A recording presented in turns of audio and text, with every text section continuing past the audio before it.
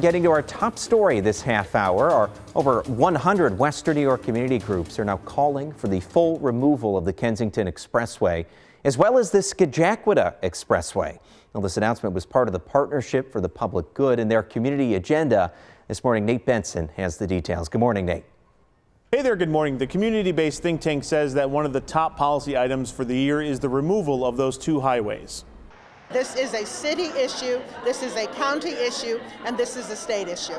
Sherry Sherrill stood in front of a full Buffalo State University Visitor Center on Friday and shared why the Partnership for the Public Good and more than 100 community groups it partners with selected full removal of the Kensington and Scajaquada Expressways as a top policy issue in 2025. We need to stand, all of us, united as one voice, saying to our public elected officials, we can't restore the quality of health that is due to residents of the Humboldt Parkway neighborhood without your help. Each year, the Partnership for the Public Good releases its community agenda, a list of policies that they will focus on and try to convince lawmakers to also support.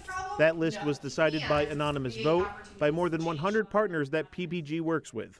This is a generational issue. I think so many of our partners and advocates and local residents have seen other cities have successfully done highway removal, and as the coalition says, why not us? Why not here in Buffalo? Highways have been fully removed in Rochester and in the process of being removed in Syracuse. And now we're trying to convince our public elected officials to get on board and advocate for the better quality of life improvement for residents of our city. The state is planning to build a 4,100-foot cap-and tunnel over the 33 between Best Street and Sidney Street. The project was scheduled to start last fall, but a lawsuit by the Eastside Parkways Coalition last summer delayed that construction, and a judge's ruling on the case is expected soon. That ruling will decide whether or not the state DOT properly studied the environmental impact of the project, and it could force further studies. The Kensington project has ballooned to a cost of more than $1.5 billion before a shovel has been placed in the ground.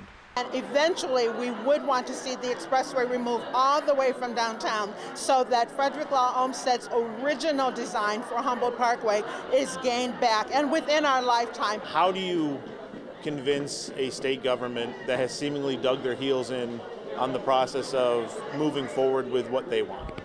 We see large projects, large pieces of legislation reversed every year when new information comes, when new advocacy comes, and this can be another one of those issues. A spokesperson for the governor's office tells me that she remains committed to making the most of this once-in-a-generation opportunity to reconnect this community and right the wrongs of the past planning injustices. On your side, Nate Benson, Channel 2 News.